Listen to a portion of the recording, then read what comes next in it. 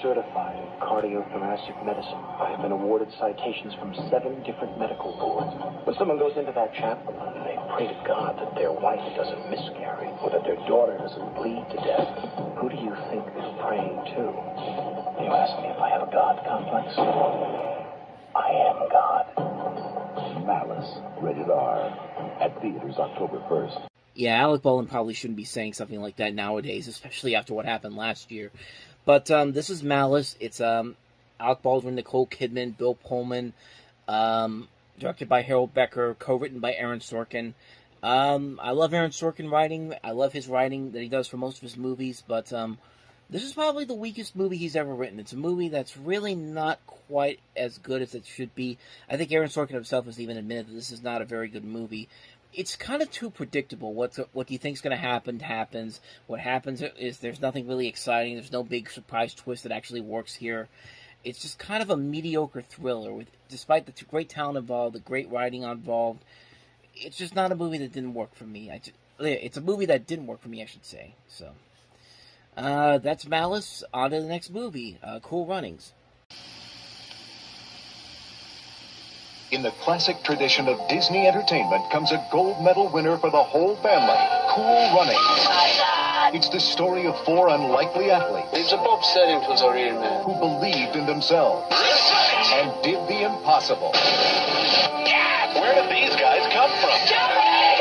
Don't miss the movie critics are calling the year's best family film. I am feeling very Olympic today. Cool Runnings, rated PG. Now playing at a theater near... Disney sports movie, basically based on the story of the Jamaican bobsled team who made their debut in the 1988 Winter Olympics. And it's a very fun Disney sports film. John Candy is very good in here. It's got a great cast overall, a really fun story that actually plays pretty well here in this setup. And it's just a movie that's just lighthearted fun. It's a movie that doesn't do anything exciting, doesn't do anything new or different, but it's a very fun, entertaining movie. It's a movie I can watch anytime and be really amazed by it. It's one of Candy's most underrated movies, honestly. This is actually one of his last movies he ever did before he passed away. And I don't know. I don't think this is the last one he did before his death, but it's a great movie overall. It's a great, fun Disney sports movie. If you haven't seen it, definitely check it out. So, with that said, on to the next movie, and that is Michael J. Fox in For Love or Money. Not since The Secret of My Success has Michael J. Fox been so lively and appealing. A whiz kid. Some guys see the big picture, some guys don't. For Love or Money has been called a bright, fast-paced, sophisticated comedy. Trust me, sir. Riotously funny. You have a tumor on your head that looks like a derby. A perfect Saturday night date movie. You were great, by the way. Thanks. For Love or Money. Fasten your seatbelt. Rated PG. Now playing at theaters everywhere.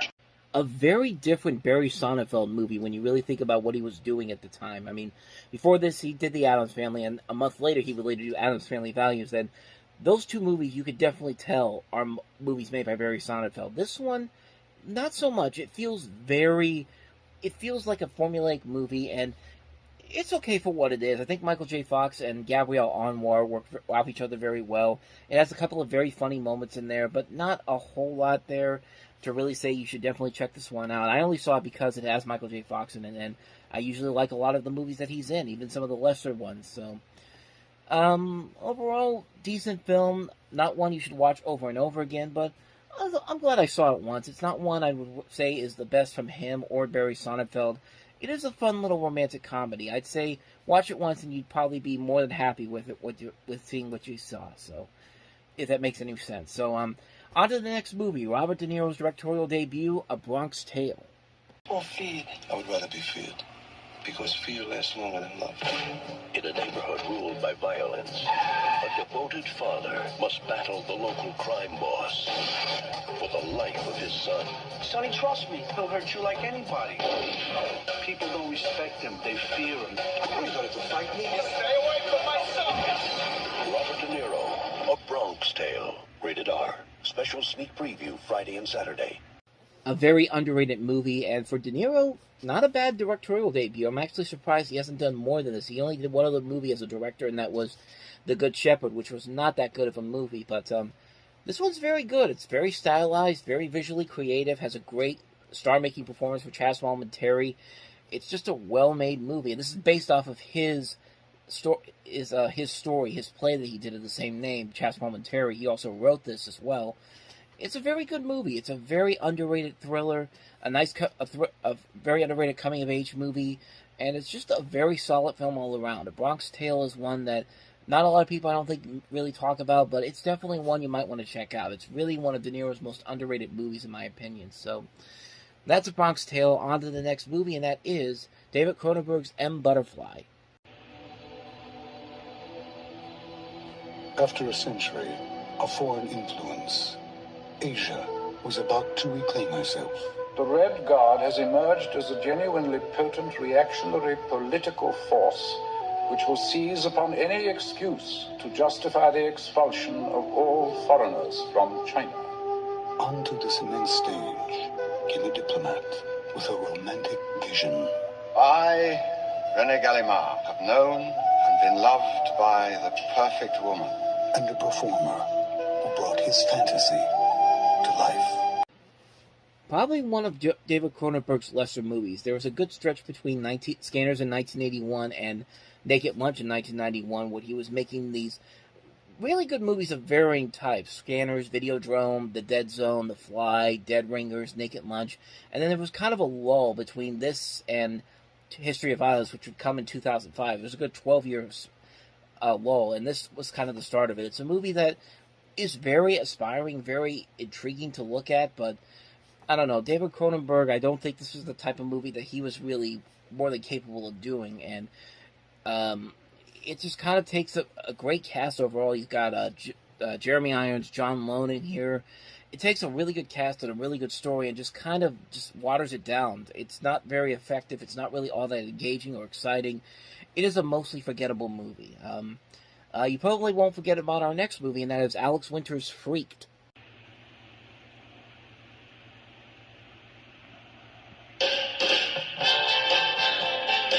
Ricky Coogan, Brat Pack Sleazebag. Elijah C. Scuggs, Freak Show Tycoon, an amateur bioengineer. I can look at a guy like Kevin Costner and see a giant peach grub.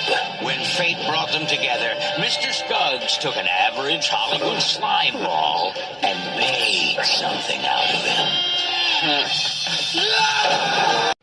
So this was co-directed by Alex Winter of Bill and Ted fame. Most notably about this movie, the head of 20th Century Fox, Joe Roth, was actually fired as the studio head, and he was replaced by somebody else who did not like the movie, and so they cut the budget for this. They chose to pull the film from a national release. It had no commercials, no advertising, except for that trailer. And the movie just kind of came and went. It didn't make a whole lot of money and quickly went to video, but became a cult hit in its own right. And you can definitely see why. It is very stylized, it's very creative, very funny, and very bizarre. And it looks like the type of movie that fits that type of the audience that would love something like The Evil Dead, or these movies that are so over-the-top crazy that you can't help but love it. And it really does feel that way. It's so ridiculously insane. It's so insane on so many levels. It's a ton of fun. It's a great little cult film. If you haven't seen it, definitely check it out. Freaked. Moving on to the next movie that we have here as I go to the next page. We move to October 8th with Sylvester Stallone and Wesley Snipes in Demolition Man. In the year 2032, in a peaceful world, two mortal enemies from another time will be unleashed on a future that isn't big enough for the both of them. I've been dreaming about killing you for 40 years. Keep dreaming. This display of barbaric behavior was unacceptable even in your time. Yeah, but it worked. Sylvester Stallone, Wesley Snipes, Demolition Man, rated R. Starts Friday, October 8th at a theater near you. Speaking of over-the-top fun, that's exactly what Demolition Man is. It's a movie that I think is very much satirizing the future. It's very much an over-the-top, ridiculous mess of a film, but a good, fun, over-the-top, ridiculous mess of a film. Sylvester Stallone and Wesley Snipes play off each other so well. It's a very funny movie at times. The fact that most of the future is sponsored by Taco Bell, of all things, is just absolutely hilarious to me. It has great lines. The three seashells, I mean, come on, man. It's stupid, it's ridiculous, it's over the top, it's action-packed, it's a ton of fun, man. Demolition Man is a blast. I love it so much, and I think a lot of people do as well. So, and yeah, that's my thoughts on Demolition Man. So, let's go to the next movie. Not quite as memorable as Demolition Man. Richard Gere and Lena Olin in Mr. Jones. Mr. Charles? Don't you want to make me ordinary? I want you to be well. Between a doctor and a patient, friendship is dangerous. Oh my God. In a knockout. Passion is forbidden. What would you risk everything for? You cannot see him again. If you do, I will turn you in. And love is the greatest risk of all. Is there anything that means that much to you? Richard Gere, Lena Olin, Mr. Jones.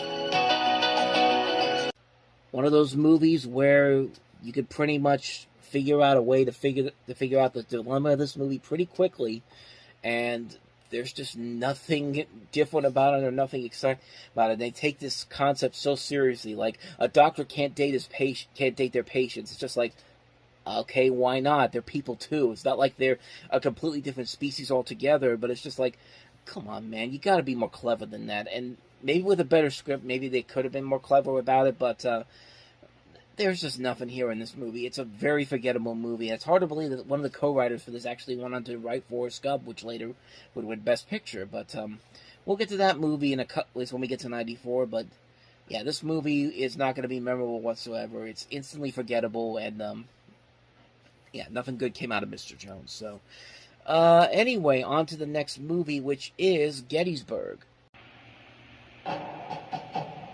I want this to be the final battle.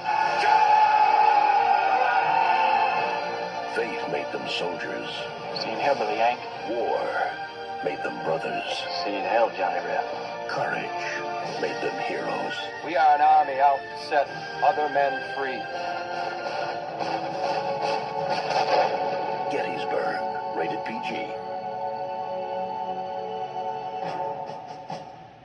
This is a very odd one because this was originally filmed as a miniseries for TNT, but Ted Turner basically told New Line wanted this to be released in theaters by New Line Cinema, which they did.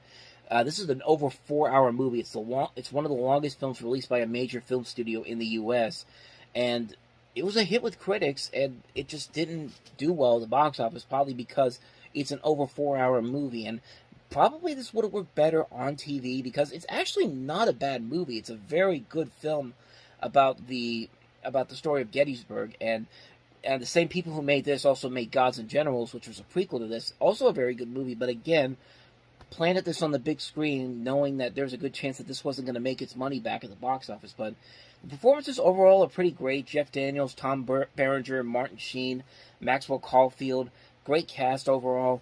It is a very good movie. I just wish they kind of kept this on television because it didn't do well at the box office, and I don't think there was anything in here that really made this as cinematical as Ted Turner made it out to be. So that's Gettysburg. By the way, I completely forgot about Mr. Nanny with Hulk Hogan.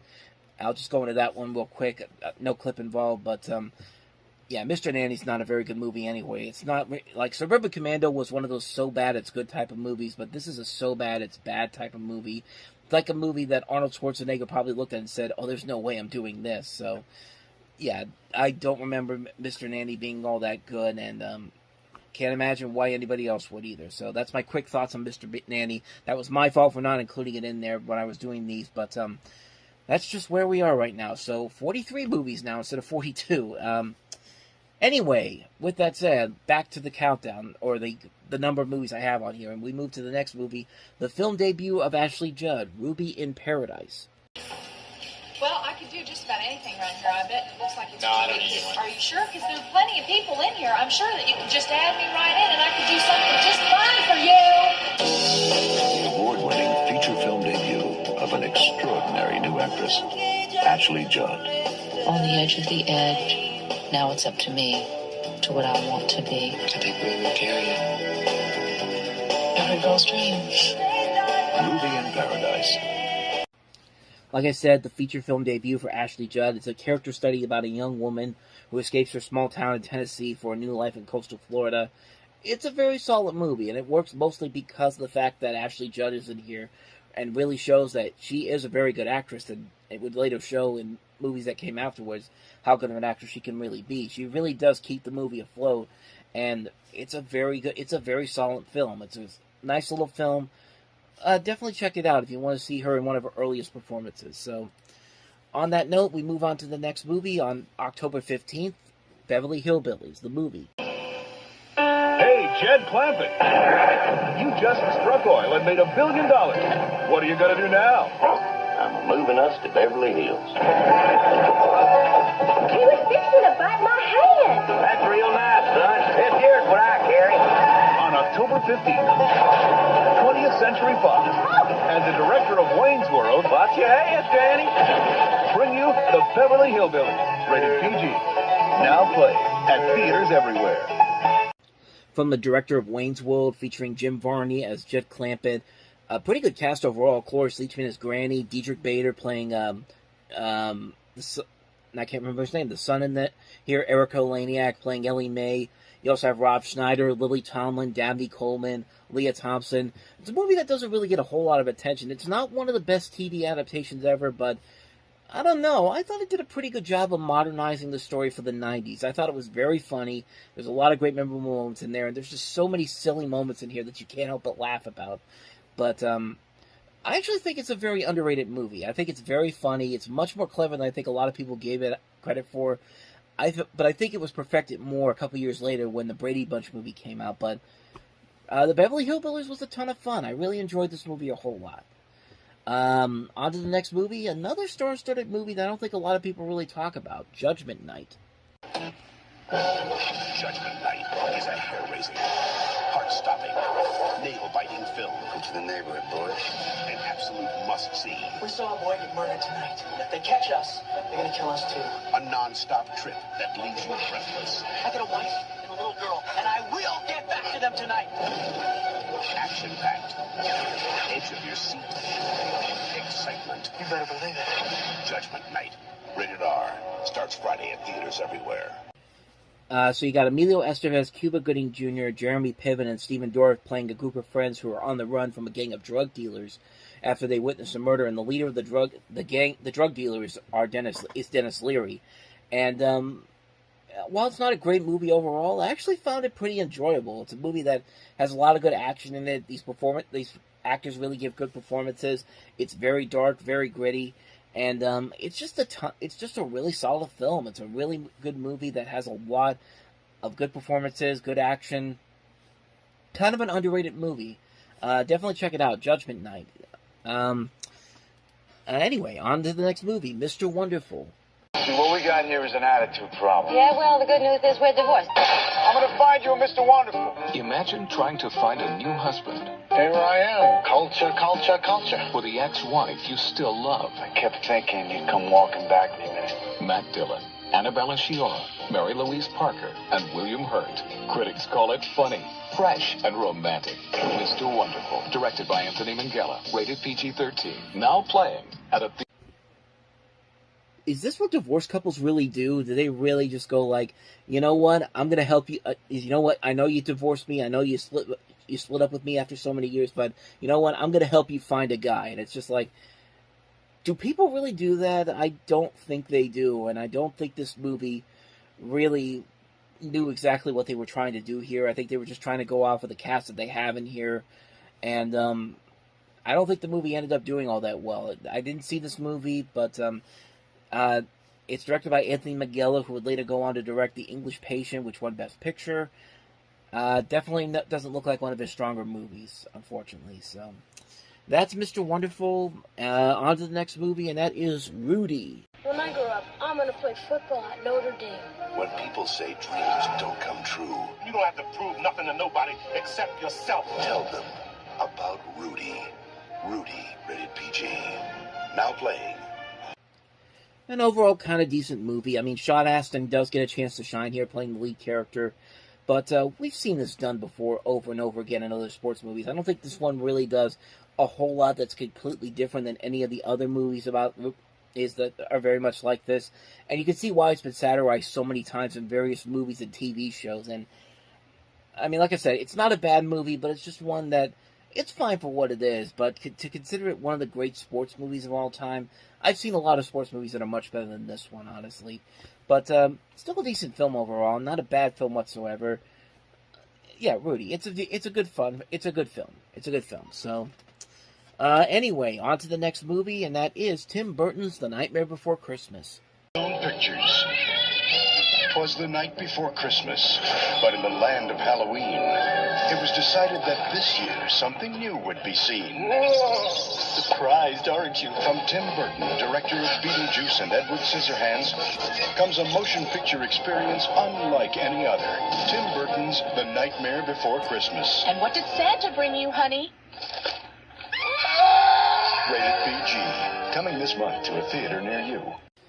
Just an overall fantastic movie. Not just a great Halloween movie, but a great Christmas movie. I like that this is probably one of the few movies that successfully combines two holidays into one and makes for a really entertaining movie with great animation, great stop-motion animation, great music, great comedy, great characters overall. Although the main villain is not that exciting. I think Oogie Boogie's probably the worst part about this movie, but even then he's not terrible, but considering how great everything else is, he's definitely the weak link in this, but I don't think I have any more to say about this one. The Nightmare Before Christmas is just a phenomenal movie. It's hard not to watch it every single year, whether it's Halloween or Christmas time. It's one you got to watch over and over again. So, yeah, that's Nightmare Before Christmas. On to the next movie, and that is Fearless. Surviving the crash of Flight 202 left Max Klein with an extraordinary sense of life. You want to kill me, but you can't! The critics have called Fearless a spellbinding visionary film. Fearless soars. You walked away from that crash with taste and touch and beauty of life. Let me be part of it. Jeff Bridges, Isabella Rossellini, and Rosie Perez. Fearless, directed by Peter Weir. Very underrated film from Peter Weir, starring Jeff Bridges and Rosie Perez, Isabella Rossellini, John Turturro, and it's just an aspiring movie. The visuals in this movie are amazing to look at, and it's really incredible seeing Bridges giving one of his strongest performances in this film, and it's just an overall enjoyable film. The performances overall carry the movie, and just the story alone is unique and very creative. And you could definitely get invested in this and feel emotionally charged by it as well. It's just a great film all around. Definitely a movie that doesn't get a whole lot of it doesn't get talked about a whole lot, but it is a really good movie. It's a very well-made film. One of the year's most underrated movies, honestly. That's Fearless. Moving on to the next movie, and that is Farewell, My Concubine. The critics say Farewell, My Concubine is one of the year's best films, on over 50 top 10 lists. Nominated Best Foreign Language Film. Winner, Best Supporting Actress. Gong Li is magnificent. Farewell, My Concubine is stunningly beautiful. A must-see. Winner, Best Picture. Cannes Film Festival. Farewell, My Concubine. A film by Chen Tai-ga. Rated R. You're basically following a political, tumultuous 20th century China from the early days of the Republic of China to the aftermath of the Cultural Revolution. It chronicles the troubling relationships between Peking opera actors and lifelong friends. And I haven't seen this movie. I haven't heard anything about it, except I heard it's got a lot of positive reviews for it, and it's considered one of the great movies to come out of China. So that's pretty much all I know about it. And I mean, it could be good. It does look visually impressive, but that's just what I've heard about it. I haven't seen it, so I can't really comment on it too much. So that's Farewell, My Concubine. Let's move on to the next movie, and that is $20. Tomorrow's jackpot will reach a whopping $14 million. Ah, yes! 3342. This bill is my destiny! Son of a bitch! For most immigrants, it's the Statue of Liberty, the New York skyline. But for me, it was that $20 bill. Think of it as your wedding present. This is the bachelor party? Yeah, come on. What a pleasant surprise. If Daddy can't trust you with a simple $20 bill, how's he ever going to trust you with $20 million? You can have this back. Kathy, let's go. There's luck, and there's fate. I'm looking for a partner. Are you freaking crazy? I don't even know you. The time is right. I feel inspired. I can say it. 4249.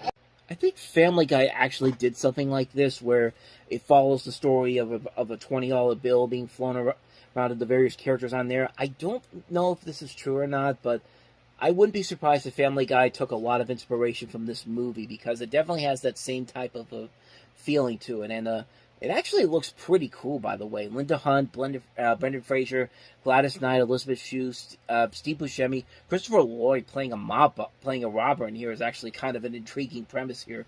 William H. Macy, David Schwimmer, Shohreh Aghdashloo, Spalding Gray's in here. It just looks like a very fun-looking film. It's a movie that was the only new release that came out on that particular weekend of October 22nd, I should say. And didn't get a whole lot of attention, but I don't know. It actually looks pretty cool to me, so maybe I'll try to seek this one out one day. But that's $20. Let's go ahead and move on to the next movie that we have here, and that is Fatal Instinct. Come tougher than Ned Ravine. Police emergency, I need a vehicle. But this cop The right to remain silent. next has a soft spot. Women. I'm flipping! But falling for this woman could be fatal.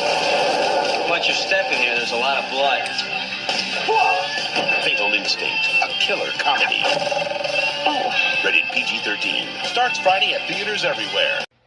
Another one of those comedies that was trying to be like Naked Gun. It was a parody of the erotic thriller genre, and as well as being a kind of an homage to 1940s noir films, psychological thrillers. You got Armand Assante in here, as well as Sean Young, Kate Nelligan, Sherilyn Fenn, John Witherspoon you saw in there, Tony Randall's also in here. Kind of an enjoyable movie. It's definitely not as good as something like Hot Shots or The Naked Gun, but I will still gladly take this over some of the spoof movies we've gotten as of recently, and there are legitimately funny moments in there that still kind of hold up after all these years.